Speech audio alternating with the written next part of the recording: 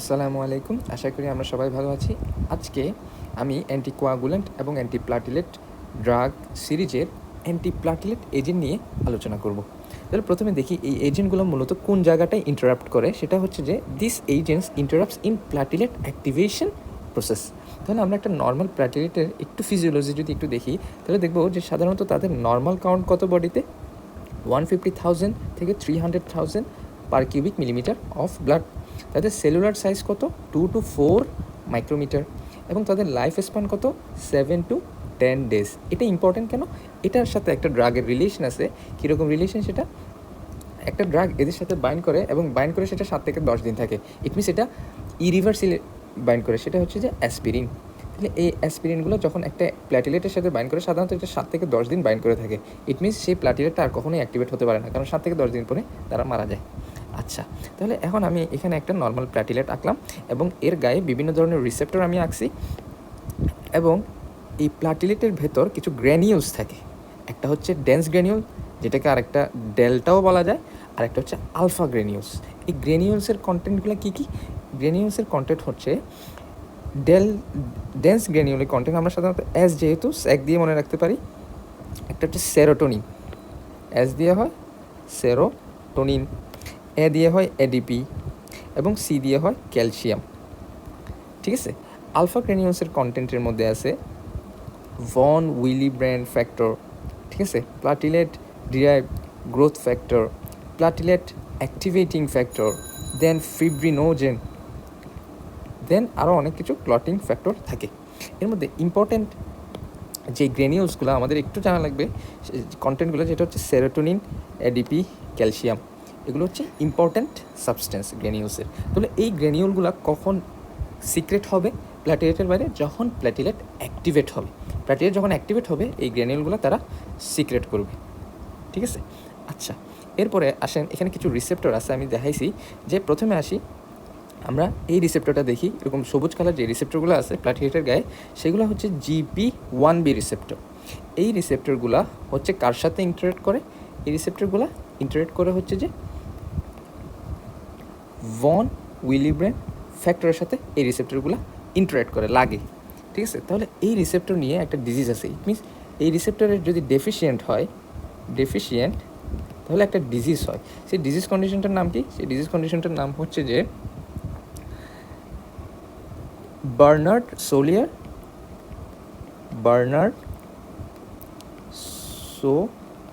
সোলিয়ার syndrome. ঠিক আছে। Genetically যদি এই রিসেপ্টরের ডিফেক্ট থাকে, তাহলে তাদের কী হতে পারে? ক্লটিং ফ্যাক্টর এর মধ্যে, অর্থাৎ ব্লাড ক্লটিংয়ের সমস্যা থাকতে পারে। এছাড়া আরেকটা রিসেপ্টর আমরা দেখতেছি G2B এবং 3A। এই রিসেপ্টরটা সাধারণত মনে করেন এখানে আরেকটা প্ল্যাটিলেট আছে, এই প্ল্যাটিলেটের গায়েও ঠিক সেম রিসেপ্টর থাকে এবং এই দুইটা রিসেপ্টর ইন্টারেক্ট করে মাঝখানে ফিব্রিনোজেন দিয়ে। এগুলো হচ্ছে ফিব্রিনোজেন, এটার সাথে এই রিসেপ্টর বাইন্ড করে। ইট মিনস প্ল্যাটিলেট অ্যাগ্রিগেশনের সময় এই রিসেপ্টরের কাজ আছে, সেটা আমরা একটু পরে দেখব। এই রিসেপ্টরের সাথেও একটা ডিজিজের রিলেশন আছে, অর্থাৎ এই রিসেপ্টর ডেফিসিয়েন্টে একটা ডিজিজ হয়। সেই ডিজিজটার নাম হচ্ছে যে গ্ল্যান্সম্যান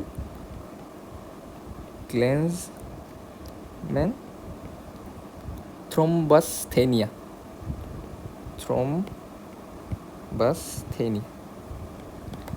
এবং আরেকটা রিসেপ্টর আমরা দেখব, সেটা হচ্ছে যে P2Y12। এই রিসেপ্টরের লাইগেন্ডটা কি? এই রিসেপ্টরের লাইগেন্ড হচ্ছে যে এডিপি।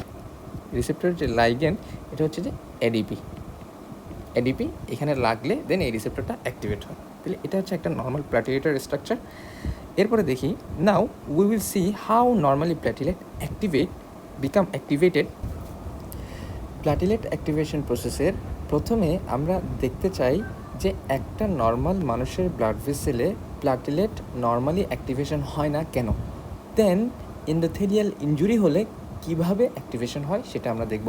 তাহলে ফিজিওলজিক্যালি নর্মালি বডিতে প্ল্যাটিলেট অ্যাক্টিভেশন হয় না, কারণ এন্ডোথেলিয়াম কন্টিনিউয়াসলি কিছু প্রোডাক্ট রিলিজ করে। এর মধ্যে একটা ইম্পর্টেন্ট প্রোডাক্ট হচ্ছে যে নাইট্রিক অক্সাইড। আরেকটা ইম্পর্টেন্ট প্রোডাক্ট হচ্ছে যে যেটা সাইক্লোঅক্সিজেনাস পাথওয়েতে প্রোডাকশন করে, সেটা হচ্ছে প্রোস্টাগ্ল্যান্ডিন I2। এটার আরেকটা নাম আছে, সেটা হচ্ছে প্রোস্টাসাইক্লিন। এবং আরেকটা প্রোডাক্ট রিলিজ করে, সেটা হচ্ছে যে ADP ডি ফসফেটেজ। এই এনজাইমটা এডিপিকে ব্রেকডাউন করে, যেই এডিপিটা প্ল্যাটিলেট অ্যাক্টিভেশনে হেল্প করে, তাহলে এই এনজাইমটা যদি সেই এডিপিকে ব্রেক ডাউন করে দেয়, ইট মিনস প্ল্যাটিলেট অ্যাক্টিভেশন হবে না। এবং এই তিনোটার কাজ হচ্ছে যে ইনহিবিট প্ল্যাটিলেট অ্যাগ্রিগেশন, তাহলে এটা তিনোটার কাজ সেম। এখন আমি আপনাদেরকে একটা বিষয় একটু বলতে চাই যে প্রোস্টাসাইক্লিন কীভাবে প্ল্যাটিলেট অ্যাগ্রিগেশনটা প্রিভেন্ট করে। তাহলে প্রথমে আমি একটা প্ল্যাটিলেট আঁকি, এটা হচ্ছে একটা প্ল্যাটিলেট সাপোজ, এবং এই প্ল্যাটিলেটের গায়ে প্রোস্টাসাইক্লিনের জন্য একটা রিসেপ্টর আছে। তাহলে এটা হচ্ছে সাপোজ প্রোস্টাগ্ল্যান্ডিন I2 লিখলাম, এটা হচ্ছে প্রোস্টাসাইক্লিন। তো এটা যখন রিসেপ্টরের সাথে লাগে তখন ইন্ট্রাসেলুলার একটা সিগন্যালিং যায়। এই সিগন্যাল কি করে, সাইক্লিক এমপি প্রোডাকশন বাড়িয়ে দেয়। এই সাইক্লিক এমপি সেলের ভিতরে কি করে, ক্যালসিয়াম লেভেলকে তারা কমায় দেয়। এখন ক্যালসিয়াম লেভেল যখন কমে যায়, আমরা জানি প্ল্যাটিলেটের ভিতর কয় ধরনের গ্র্যানিউলস আছে, 2 ধরনের, একটা হচ্ছে ডেন্স গ্র্যানিউলস আর একটা হচ্ছে আলফা গ্র্যানিউলস। এবং আমরা এটাও জানি যে ক্যালসিয়াম যে কোনো কিছু সিক্রেশনে হেল্প করে, ইট মিনস যে কোনো কিছু সিক্রেশনে ক্যালসিয়ামের বেশি লাগবে। ক্যালসিয়াম ইনক্রিজ হলে সেলটা সিক্রেশন হয়। তাহলে দেখা যাচ্ছে এখানে ক্যালসিয়াম কমে যাচ্ছে, ইট মিনস এদের সিক্রেশনও কমে যাবে। সিক্রেশন যদি কমে যায় তাহলে কিন্তু প্ল্যাটিলেট অ্যাগ্রিগেশন হবে না, ডিক্রিজ প্ল্যাটিলেট অ্যাগ্রিগেশন। কারণ কি, এই যে ডেন্স গ্র্যানিউলস এবং আলফা গ্র্যানিউলসের সাবস্টেন্সগুলো যদি সিক্রেট হয় তখন এই মলিকুলগুলো প্ল্যাটিলেট অ্যাক্টিভেশনে হেল্প করে। আচ্ছা, এবং এই যে সাইক্লিক এএমপি, এটাকে ইনহিবিট করার জন্য একটা এনজাইম সেলের ভিতর বসে থাকে, সেটা হচ্ছে যে ফসফোডাইএস্টারেজ এনজাইম। এটাকে বলে আমরা সংক্ষেপে PDE. Phosphodiesterase enzyme continuously cyclic এএমপিকে ইনহিবিট করে।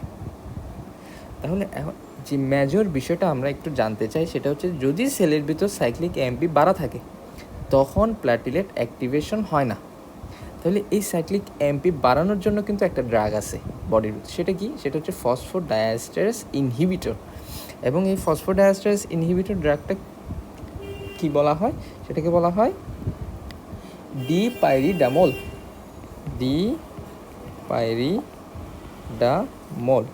এই ড্রাগটা হচ্ছে ফসফোডাইএস্টারেজ ইনহিবিটর।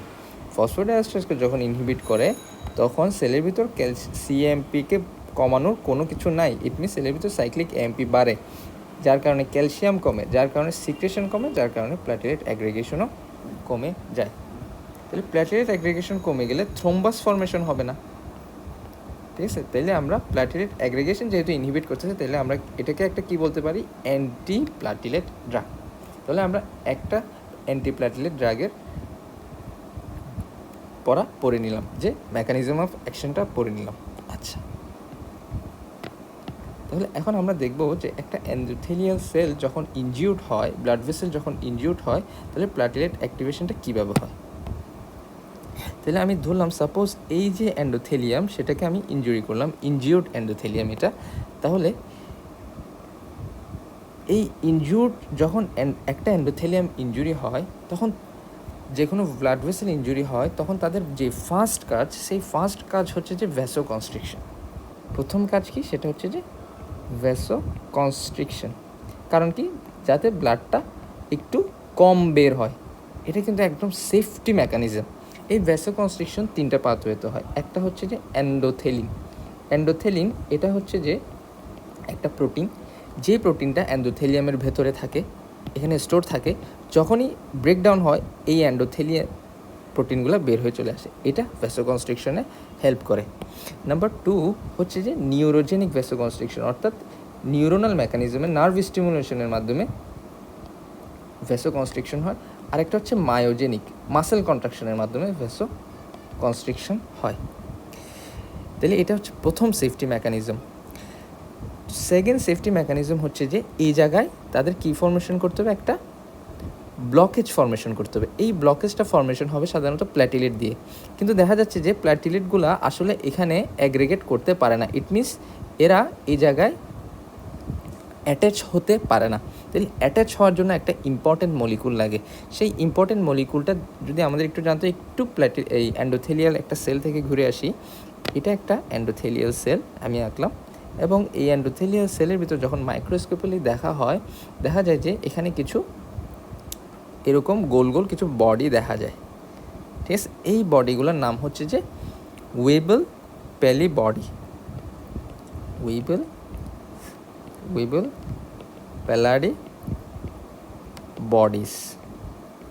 ঠিক আছে, এই ওয়েবল প্যালাডি বডিসের কাজ কি? এই ওয়েবল প্যালাডি বডিসে কিছু মলিকুল থাকে, কিছু ফ্যাক্টর থাকে। এই ফ্যাক্টরগুলো হচ্ছে যে ভন উইলিব্রেন্ড ফ্যাক্টর। এই ভন উইলিব্রেন্ড ফ্যাক্টর ইম্পর্টেন্স কোথায়? ইম্পর্টেন্স হচ্ছে যে attach platelet with connective tissue, খুবই ইম্পর্টেন্ট ফাংশন। এবং এটার ডেফিসিয়েন্সিতে একটা ডিজিজ হয়, সেটার নাম হচ্ছে যে ভন উইলিব্রেন্ড ডিজিজ, এবং এটা হচ্ছে একটা অটোজোমাল ডোমিনেন্ট ডিজিজ। ঠিক আছে, আচ্ছা, তাহলে এখন কি বললাম? তাহলে এন্ডোথেলিয়ামের ভিতর এই ভন উইলিব্রেন্ড ফ্যাক্টরগুলো স্টোর থাকে। যখনই এন্ডোথেলিয়াল ইনজুরি হয়, এই ভন উইলিব্রেন্ড ফ্যাক্টরগুলো কী হয়ে যায়? বের হয়ে যায়। তাহলে এখন আমি এখানে কী আঁকবো? এখন ভন উইলিব্রেন্ড ফ্যাক্টর আঁকবো। এটা হচ্ছে যে ভন উইলিব্রেন্ড ফ্যাক্টর যখনই সিক্রেট হয়, তারা সাথে সাথে চলে আসে কোথায়? কানেকটিভ টিস্যুর সাথে অ্যাটাচ হয়ে যায়। ভন উইলিব্রেন্ড ফ্যাক্টর কানেকটিভ টিস্যুর সাথে অ্যাটাচ হয়ে গেল। তাহলে এই প্ল্যাটিলেটগুলা তাহলে সেন্ট্রালি সার্কুলেশন হচ্ছিল। যখনই কোনো এন্ডোথেলিয়াল সেল ইনজুরি হয়, এই প্ল্যাটিলেটগুলা কি করে? সেল ইনজুরি অর্থাৎ এন্ডোথেলিয়াল যেই জায়গায় ইনজুরি হয়েছে সেই জায়গায় চলে আসে। এবং আরেকটা ভন উইলিব্রেন্ডের কাজ হচ্ছে তারা প্ল্যাটিলেটকে অ্যাট্রাক্ট করে তাদের দিকে, যাতে এই জায়গাটা ব্লক করতে পারে। তো আমরা একটু আগে পড়ছি যে প্ল্যাটিলেটদের মধ্যে কিছু রিসেপ্টর থাকে। সেই রিসেপ্টরগুলো কি একটু দেখে আসি, যদি আমরা একটু রিভিউ করি। এই যে GP1B রিসেপ্টর, তাহলে এই GP1B রিসেপ্টরগুলোর কাজ আমি কি বলছিলাম? যে এরা ভন উইলিব্রেন্ড ফ্যাক্টরের সাথে প্ল্যাটিলেটকে লাগায়। ঠিক আছে, তাহলে GP1B ফ্যাক্টর রিসেপ্টরের সাথে তারা ভন উইলিব্রেন্ডকে অর্থাৎ ভন উইলিব্রেন্ড লাগলো। এই ঘটনা যখন ঘটে, সাথে সাথে কি হয়? প্ল্যাটিলেট অ্যাক্টিভেশন হয়। এবং প্ল্যাটিলেটের এই যে ভন উইলিব্রেন্ডের সাথে লাগা, এই ঘটনাকে বলা হয় প্ল্যাটিলেট অ্যাডহিয়ারেন্স। ঠিক আছে, তাইলে প্রথম কথা হচ্ছে যে প্ল্যাটিলেট অ্যাডহিয়ারেন্স কী জিনিস? প্ল্যাটিলেট অ্যাডহিয়ারেন্স হচ্ছে যে প্ল্যাটিলেট প্লাস ভন উইলিব্রেন্ড ফ্যাক্টর যখন লাগে, তখন সেটাকে বলি আমরা প্ল্যাটিলেট অ্যাডহিয়ারেন্স। আচ্ছা, তাহলে 2 নম্বর কথা, প্ল্যাটিলেট যখন অ্যাডহিয়ারেন্স হয়, তখন এই প্ল্যাটিলেটটা অ্যাক্টিভেট হয়। প্ল্যাটিলেট অ্যাক্টিভেশন মানে কি? প্ল্যাটিলেট অ্যাক্টিভেশন মানে হচ্ছে যে প্রথম কথা, এখানে যে ফসফোলিপিডগুলো আছে সেল মেমব্রেনে, সেই ফসফোলিপিড থেকে সাইক্লোঅক্সিজেনেস পাথওয়েতে একটা ইম্পর্টেন্ট মলিকুল তৈরি হয়, থ্রম্বাক্সিন A2। ঠিক আছে, এই থ্রম্বাক্সিন A2 আবার ডেন্স গ্র্যানিউল থেকে রিলিজ হয় ADP। আমরা জানি ডেন্স গ্র্যানিউলের ভিতরে কী থাকে? ADP। আরেকটা মলিকুল থাকে ডেন্স গ্র্যানিউলের ভিতর, সেটা কি? সেরোটোনিন। এই থ্রম্বাক্সিন A2 এবং ADP এরা কি করে? চারপাশের আরও যে প্ল্যাটিলেট আছে তাদেরকে অ্যাক্টিভেট করে। অ্যাক্টিভেট ইট মিনস এই দুইটা মলিকুল হচ্ছে প্ল্যাটিলেট অ্যাক্টিভেটর। তাহলে আমরা কি লিখতে পারি? 2 নম্বর কাজ প্ল্যাটিলেট অ্যাক্টিভেশন। ঠিক আছে, এটা কারা করে? সাধারণত থ্রম্বাক্সিন A2 এবং ADP। কেন আমি এগুলো বেশি বলতেছি? কারণ এই দুইটা জায়গায় কিছু ড্রাগ কাজ করে, যেগুলোকে আমরা বলি অ্যান্টিপ্ল্যাটিলেট ড্রাগ। তাহলে আচ্ছা, এরপরে এই সেরাটোনিনের কাজ কি? সেরাটোনিনের কাজ হচ্ছে ভ্যাসোকনস্ট্রিকশন। তাইলে প্রথমে এন্ডোথেলিয়াল ইনজুরি হওয়ার সাথে সাথে একবার ভ্যাসোকনস্ট্রিকশন হয়েছিল, সেই ভ্যাসোকনস্ট্রিকশনটাকে আরও বাড়িয়ে দেওয়ার জন্য প্ল্যাটিলেট কি রিলিজ করতেছে? সেরাটোনিন রিলিজ করতেছে। আচ্ছা, এরপরে ডেন্স গ্র্যানিউল আরেকটা জিনিস রিলিজ করে, সেটা হচ্ছে যে ক্যালসিয়াম। তারপরে এই যে আবার দুইটা মলিকুলে ফিরে আসি, থ্রম্বাক্সিন এটো আর এডিপি প্ল্যাটিলেটকে তো অ্যাক্টিভেট করেই, সাথে প্ল্যাটিলেট অ্যাগ্রিগেশনেও হেল্প করে। ইট মিনস আরও প্ল্যাটিলেটকে তারা কি করে এই জায়গায় অ্যাট্রাক্ট করে নিয়ে আসে। সবগুলা প্ল্যাটিলেট কি করে এই জায়গায় চলে আসে, যেই জায়গায় সেল ইনজুরি হয়েছে সেই জায়গায় এখন অনেকগুলো প্ল্যাটিলেট চলে আসতেছে। এই প্ল্যাটিলেটকে বলা হয়, এই প্রসেসটাকে বলা হয় প্ল্যাটিলেট অ্যাগ্রিগেশন। প্ল্যাটিলেট অ্যাগ্রিগেশন, ঠিক আছে? আচ্ছা, এই যে প্ল্যাটিলেটগুলো অ্যাগ্রিগেট করলো, একটা প্ল্যাটিলেট কিন্তু আরেকটা প্ল্যাটিলের সাথে লেগে থাকে। কিভাবে লাগে সেটা কিন্তু ডাইরেক্টলি লাগে না, তাদেরও কিছু রিসেপ্টর আছে লাগার। তাই এটা একটা প্ল্যাটিলেট, এটা আরেকটা প্ল্যাটিলেট আমি আঁকলাম। তো এদের মধ্যে আমরা দেখছি কিছু রিসেপ্টর আছে, সেটা কি এই যে GP2B3A, এই রিসেপ্টরগুলা যদি আমি এখানে আঁকি প্ল্যাটিলেটের গায়ে, তাহলে এখানে কিছু রিসেপ্টর থাকে, সেটা কি বললাম, GP3A 2B, sorry 2B3A, GP2B3A। এই রিসেপ্টরগুলা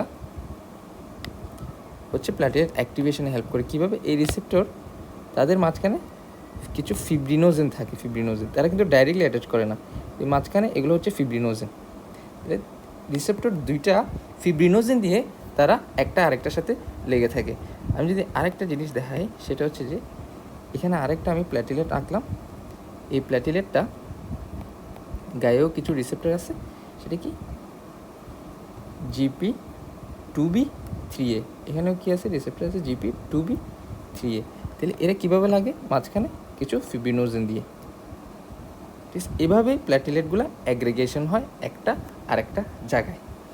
কেন আমি এই কথা বলতেছি এটার উপর GP2B3A? কারণ এখানেও একটা ড্রাগ কাজ করে। তাহলে প্ল্যাটিলেট অ্যাগ্রিগেশনে হেল্প করে কে? তাহলে আমি এখন বলতে পারি GP2A3B। তাহলে এই প্রসেসটা আমাদের মোটামুটি ক্লিয়ার। তাহলে প্রথমে কি হচ্ছে, ভাস্কুলার ইনজুরি হওয়ার সাথে সাথে ভন উইলিয়াম ফ্যাক্টর এন্ডোথেলিয়াম কানেক্টিভ টিস্যুর সাথে লাগে এবং এইটা প্ল্যাটিলেটকে নিজের সাথে লাগায়। এইটাকে বলা হয় প্ল্যাটিলেট অ্যাডহিয়ারেন্স। তারপর এই অ্যাডহিয়ারেন্সটা হওয়ার ফলে তারা কিছু মেডিয়েটর রিলিজ করে, যেগুলো কি করে পাশের প্ল্যাটিলেটকে অ্যাক্টিভেট করে এবং নিজেও অ্যাক্টিভেট হয়। এটাকে বলা হয় প্ল্যাটিলেট অ্যাক্টিভেশন। সাথে সাথে এই প্ল্যাটিলেটগুলা কি করে, তারা ওই এন্ডোথেলিয়াল সেল যেখানে হয়েছে ইনজুরি হয়েছে সেখানে চলে আসতে থাকে। এটাকে বলা হয় প্ল্যাটিলেট অ্যাগ্রিগেশন।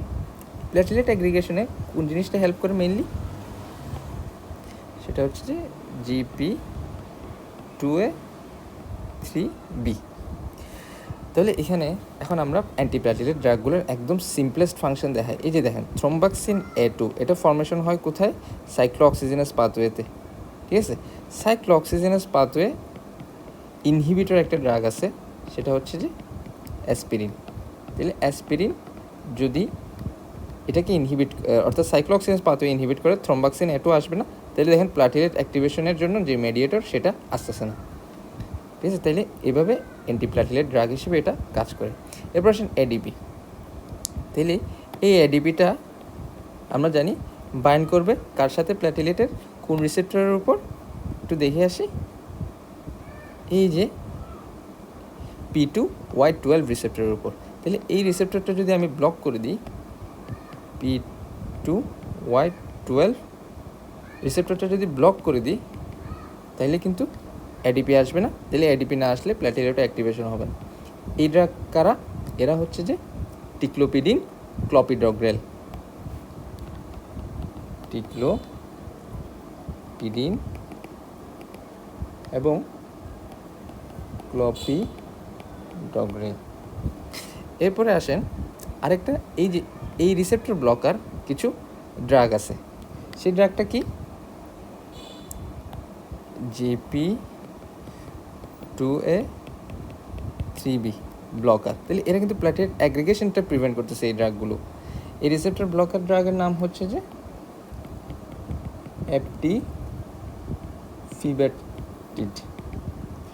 অ্যাপটিফিবেটিড। তাহলে এগুলো হচ্ছে যে একদম সিম্পলি অ্যান্টি প্ল্যাটিলেট ড্রাগ। এগুলো নিয়ে আরও ডিটেলসলি ইনশাল্লাহ আলোচনা করব সামনে।